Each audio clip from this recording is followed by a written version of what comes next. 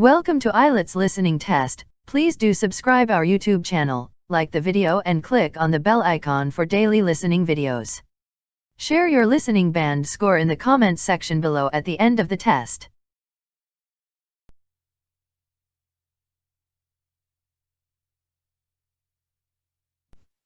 Turn to Section 1 of Practice Listening Test 4.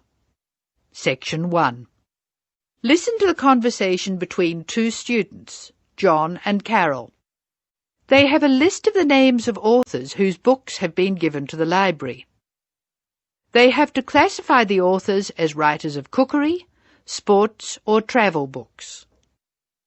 First, you have some time to look at questions 1 to 8 on the table.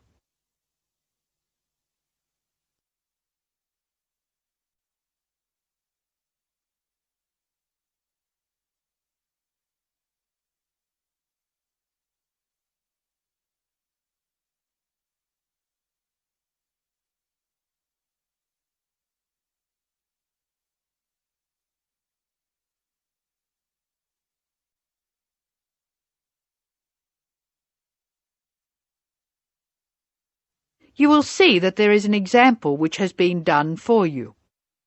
The conversation relating to this will be played first. This is a great collection of books, isn't it? Very impressive. Who gave them to us? Apparently the donor was a book reviewer. There are a lot of books about sport. Here's one, My Life in Cricket. Well, that's certainly sports. Who's the author? Peter Adams. He also wrote Journeys Through Spain. Did he? Peter Adams writes books on both sports and travel, so S.T. is written against his name. Now we shall begin.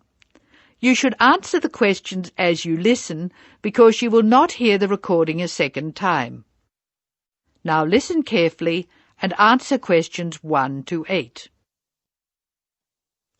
This is a great collection of books, isn't it? Very impressive. Who gave them to us? Apparently the donor was a book reviewer. There are a lot of books about sport. Here's one, My Life in Cricket. Well, that's certainly sports. Who's the author? Peter Adams. He also wrote Journeys Through Spain. Did he? Next one is Stephen Bow. He wrote Summer Barbecues, Cooking for Singles, Dinners by Candlelight. Anything else? No. Do you have anything by Pam Campbell? Wanderings in Greece, My Life in Russia, Travels in the Amazon, and Pam Campbell's Guide to a Successful Trip. Sounds like she got around. My next one is C. Ketsick.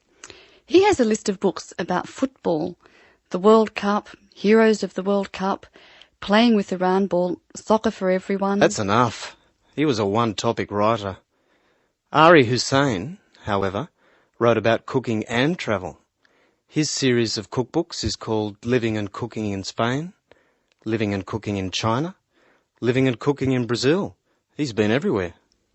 I've got a specialist here, Sally Innes on tennis. Here are some of her titles: Improve Your Serve, Tennis for Everyone, Tennis Forever. Meg Jorgensen has 3 books, one in each category: Cooking for Health, Sport is Good for You, and Travelling in Australia. A varied talent. Who's next? Bruno Murray. He wrote children's books, a whole series called A Child's Guide to, and then the name of the city. Oh, you mean like A Child's Guide to London? Yes, that's right. He seems to have stayed in Europe. Ruby Lee, however, has just one book. It's called The Emerald Isle, and it's all about Ireland. Apparently she went around Ireland on foot. Jim Wells wouldn't like that. His books are all about motor racing. Nice photos of old racing cars. Don't you love the goggles on the driver? They do look strange, don't they? I think we're nearly finished. What did Helen Young write? Summer menus. Food for thought. She also did a book of Chinese recipes. Cantonese, I think. OK, that's dealt with the first box. Let's stop for a minute. That is the end of Section 1. You now have some time to check your answers.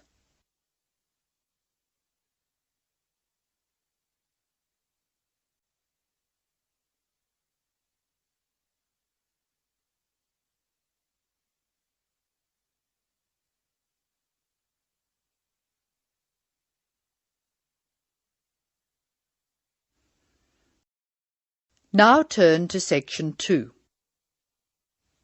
Section 2. You are going to hear a talk by a student advisor who is inviting new students to a welcoming party. Look at the invitation. Tick if the information is correct or write in the changes. First look at questions 9 to 14.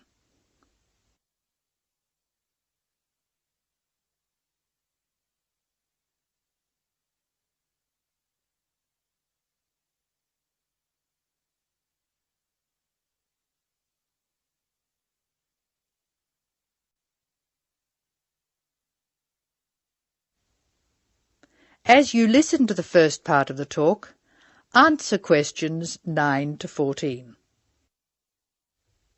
Hello, my name is Dave Burns, and I'm here to tell you about the welcoming party we're having for new students. Unfortunately, the information on your invitation is inaccurate. We didn't have enough time to print new invitations, so I'll have to ask you to make changes. To start with, this isn't a welcoming lunch, it's a dance party. However, the next line is true. The party will be held at Blackwell House. Is everybody comfortable with that? The next line tells you when the party will be. Friday, June 15th at 8 p.m. But I have good news. The party will end at 11 p.m. As a result of this later end to the party, the bus will go later too. So it should read, free transport to the student hostel is available, leaving Blackwell House at 11:30. And of course, other students may attend, and all students must have their student ID card with them. I hope you can come to the welcoming party. It's a really good way to get to know other students and to learn what it's like to live in this city and to study here. Just one final change. Please let us know by Thursday if you can come. Now listen while Dave Burns gives instructions for students who are going to travel by car to the party.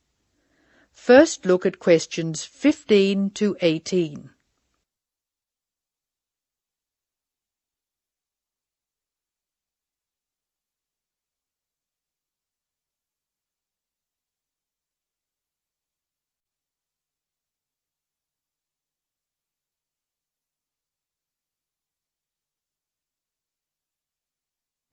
Write no more than 3 words for each answer.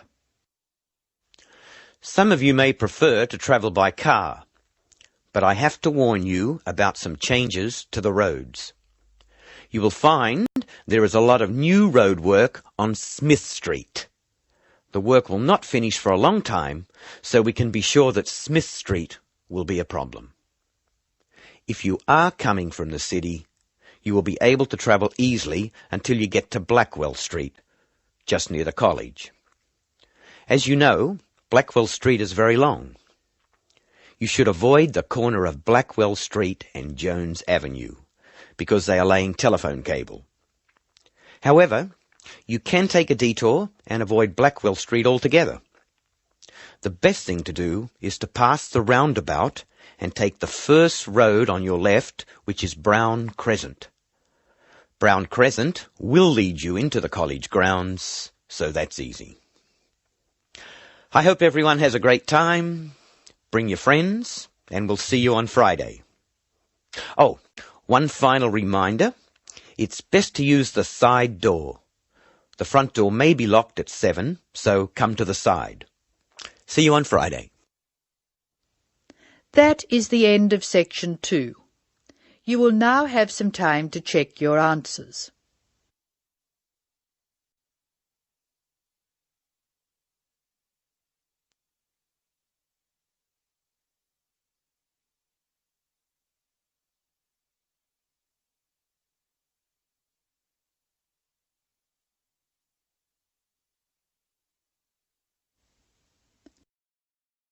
Now turn to Section 3. Section 3. In this section you will hear a discussion between 2 students who have to describe a lawn sprinkler for part of their general science course. A lawn sprinkler is a machine designed to water gardens and lawns. In the first part of the discussion, the students are talking about the different parts of the sprinkler. First, look at questions 19 to 23. Note the example that has been done for you.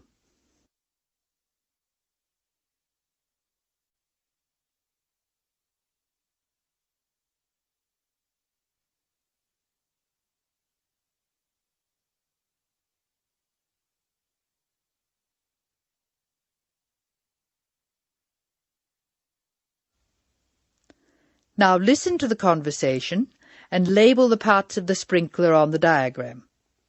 Choose from the box. There are more words in the box than you will need. Hello, Scott. I believe you're going to be my partner for this practical session. Have you got the model set up? Yes, it's right here. The instructions say we have to describe it first and label the diagram. I've started from where the water enters the machine. The water enters through a hose pipe and then it turns a water wheel. You can see where the wheel is marked by an arrow pointing upwards. It's called a water wheel because it's designed so the water will catch against the wheel. This action spins a series of gears. How are you going to describe the gears? There are 2 worm gears, one vertical and one horizontal. The horizontal worm gear drives a circular gear. That gear is connected to a crank which changes the motion. The crank is already labelled. Do you see the 2 white arrows? I see. Okay. The water has passed across the water wheel. Then what? Okay. Then you could say the water passes through the spray tube. Yes, I see. And the water is then spread over the lawn through holes at the top of the spray tube. How are you going to describe the base? How about this? The sprinkler stands on a base consisting of 2 metal tubes which join at a hinge at one end and continue into a plastic moulding at the other. That's certainly starting at the bottom. Do you want to mention that there's no water in the base? I don't think that's necessary. If you look at the diagram, it's easy to see that the only metal tube to contain water is the spray tube. You can actually see the water coming out of it. Now listen while Linda and Scott's instructor, Mark Stewart, talks to them. Answer questions 24 to 29.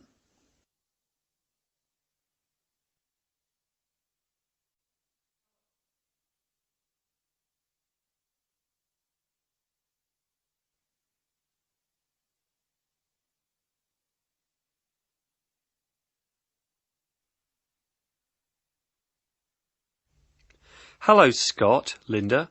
I'm glad I caught you before class. Did you know about the change in examination schedule? Change? Yes, the last day of examinations for your group will be December 2nd instead of November 29th. Is that definite? We were told they'd be on November 26th, and then there was a rumour they'd be on December the 1st. The schedule's gone to the printer. There can be no changes. It's definitely December 2nd. That's a relief. I'm going to the US on December the 4th. Are you one of the exchange students? Yeah. I'm really looking forward to studying there. Do you know if their general science courses are anything like ours? It's not very likely. Actually, all basic general science courses are fairly similar. You'll find you're behind in some things and ahead in others. I wouldn't worry too much about the course. You've been doing well on this one. Linda, have you finished your assignment yet? I'm nearly there. I should be able to give it to you on Monday. That's good. I can't let you have another extension. I was really grateful for the extra time you gave me. That was a really big assignment. Well, I'll expect it next week. Now, would you like to hear the details of the timetable? Oh, yes, please. I've just finished putting it on the notice board downstairs. Basically, you'll have 4 examinations. General Mechanics is in the morning of December 1st. Physics and Maths are on the afternoon of the same day. Communications and English are on the morning of December 2nd, and Earth Sciences in the afternoon. All over in 2 days. Yes. I'll miss teaching this class. You're all good at expressing your views, which makes for an interesting class. Some of the other first-year classes won't talk, and they're rather boring to teach. That is the end of section 3. You will now have some time to check your answers.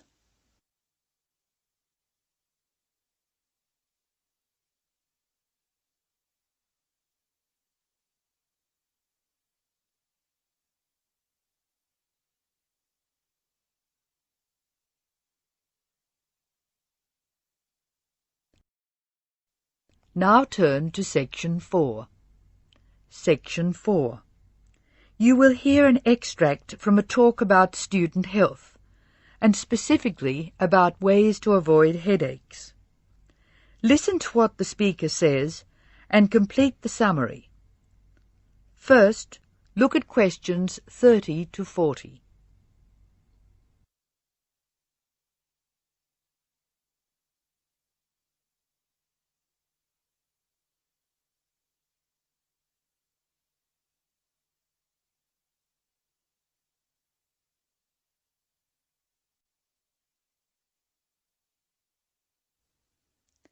As you listen to the talk, answer questions 30 to 40. Complete the summary. Use words from the box. There are more words in the box than you need. Some words may be used more than once. Hello, welcome to the Student Orientation Programme. Today's session is on health issues, and this talk is about headaches and how to avoid them. It may surprise you to hear that headaches are often caused by hunger. In fact, one study suggested that 70% of headaches are related to hunger, which makes it the principal cause. The advice is simple. Eat 3 meals a day and try to keep to a fairly regular schedule of meals. People associate noise with headaches, and for most of us, excessive noise creates the conditions for a headache. Very loud noise is unpleasant, and people usually remove themselves from it. Having said that, younger people tend to tolerate noise better than their elders, so I may be leaving noisy places far earlier than you. Just remember that exposure to too much noise may predispose you to a headache. Of course, we all associate headaches with studying. In fact, the headache probably doesn't come from the studying so much as from being tense. When we study hard, we often hunch over our work. Try raising your shoulders and tensing them, and now relax. Can you feel how much more comfortable a relaxed stance is? Another thing, it's very important to check that you are working in a good light. It will not actually hurt your eyes to work in a bad light, but it will make you tired very quickly and is very likely to give you a headache. What's more, if you have the book flat on a desk in front of you, it'll be harder to read, and you'll have to hold your head at an odd angle. It is wise to have a book rest, which raises the material you are reading 45 degrees to the desk. This will help reduce your chance of a headache. Try to relax before bed, so that you will be relaxed when you try to sleep. A soak in a hot bath may be helpful. It's also important to really sleep when you go to bed. A good mattress is a wise investment for people who want to avoid headaches. This talk seems to keep coming back to tension. Tension may cause you to chew too forcefully, clench your jaw, or grind your teeth, and this in turn may lead to headaches. It is very easy to say that you shouldn't grind your teeth, and very hard to stop, particularly if you grind your teeth in your sleep. Try to avoid situations which will make you tense, particularly just before bed. If you do compulsively grind your teeth in your sleep, ask your dentist about a soft mouth guard. In general, try to eat regular meals and avoid tense situations. Be sure you get plenty of exercise. Hopefully your headaches will be greatly reduced. One other thing I should point out, avoid smoky rooms and cars. Such places certainly encourage headaches, and the smoke may be doing you quite serious long-term damage. That is the end of section 4. Now you have some time to check your answers.